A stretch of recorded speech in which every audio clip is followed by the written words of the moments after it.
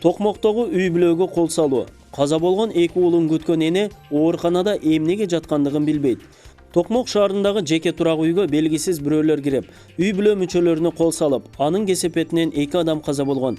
Камил Балинов окуя болгон күнү оор жаракаттан улам көз жумса, 22 жаштагы иниси ооруканада ээсине келбей каза болгон эле. Маркумдардын атасынын негизи Карим Балинов аталган каргашалуу окуя боюнча жүрүп жаткан тергөөнү аймактык кабарчыга айтып берди. Анын айтымында, тергөөчүлөр каза болгон балдардын жакын туугандарынан эле сурак жүргүзүп, кайра чакырып жатышат. Окуядан кийин 18 күн өттү, бирок жыйынтык жок болуп жатат. Демек алар начар иштеп жатышат. Алар биздин туугандарыбызды гана суракка алышууда. Мени болсо 4-5 жолу тергөөгө чакырышты. Эмнеге бизден эле сурап жатасыңар? Башкаларды да сурап жатасыңарбы десем да жооп жок.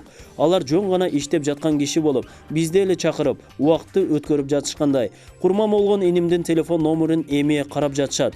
Ал эми ооруканадагы маркумдардын апасы менен келинибиз жакшы болуп калышты. Бирок алар каза болгон балдарды дагы деле угуша элек. Балдардын Бишкекте ооруканада дарыланып жатышат деп айтып койдук.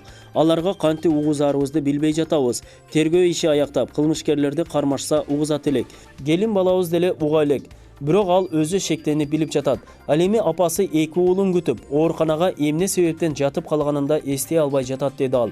Токмок шаарынын тургундары аймактык кабарчыга аталган окуядан кийин кооптуу жагдай туулгандыгын билдиришти. Ушул ишти аягына чыгарып, кылмышкерлерди тезинен таап, жазасын бергиле деп укук коргоо органдарынан, милиция кызматкерлеринен суранабыз. Антпесе биздин күнүмдүк жашообузда кооптуу жагдай туулуп, тынчыбыз кетүүдө деп билдиришти алар. Ал эми Токмок шаарынын Максат аттуу тургуну өзүнүн суранычы менен аты өзгөртүлдү. Балдарын алыска чыгарбай, тынчсызданып жаткандыгын айтты. Бала чакабызды караңгы, кооптуу жана алыскы көчөлөргө жиберүүдөн коркуп калдык. Беловодск айылындагы окуядан кийин кылмышкерлер кармалганын угуп, биз абдан сүйүндүк. Эми ушул Токмокто бир үй бүлөгө ачык эле кол салган кылмышкерлерди таап, жазасын беришсе жакшы болор эле, деди ал. Чүй облустук ички иштер башкармалыгынын басма сөз кызматы аталган окуя боюнча иликтөө иштери өз нугу менен ыкчам жүргүзүлүп жаткандыгын кабарлашты.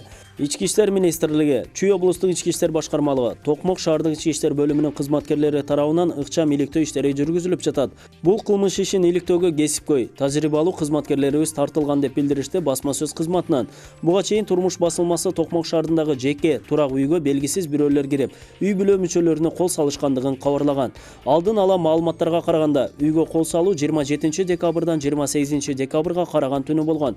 Анын кесепетине шаардык оорукананын жандандыруу бөлүмүнө 3 адам 1973 жылы туулган жаран, 1995 жылы туулган жаран, 2001 жылы туулган жаран оор абалда жеткирилген. Ал эми 1993 жылы туулган БК ооруканага жеткенден кийин каза болгон. Булак турмуш кежи.